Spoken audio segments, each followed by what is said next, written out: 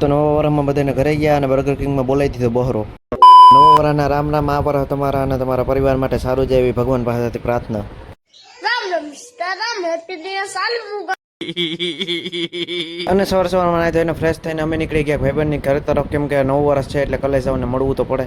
પછી રખડતા ભટકતા ભાઈબંધના ઘરે પહોંચી ગયા અને રામ રામ કર્યા. અને હા, રેડિયાર ભાઈબંધ પણ ભેગો જ હતો. આ જેના ઘરે આવ્યા છે એ જ મોબાઈલ લઈને બેઠો છે, જોવો તો ખરી. तुम्हें शर्म है कुछ? પછી ત્યાંથી નીકળી ગયા બીજા ભાઈબંધના ઘરે અને ભાઈબંધને ખંભે નાખીને પહોંચી ગયા કલેસાવ પાસે. ત્યાં બધા હારે થોડી ગપસપ કરી. ને આ જો લાગે છે ને બધા સેમ ટુ સેમ એક જેવા જ બધા, એ હરખી પ્રજાતિ ભેગી થઈ ગઈ હોય એવું. પછી બધા ભૂખા થયા એટલે જવાનું નક્કી કર્યું બર્ગર કિંગમાં બર્ગર ખાવા, અને સંધાઈ મિત્રો નીકળી ગયા બર્ગર ખાવા.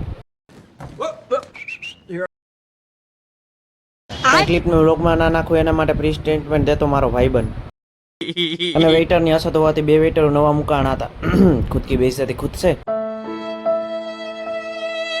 અને પછી બર્ગર, ફ્રેન્ચ ફ્રાઈઝ અને કોક મંગાવી લીધું હતું. છેલ્લે આ કિટકેટ આઈસ્ક્રીમને થોડું ભૂલાય.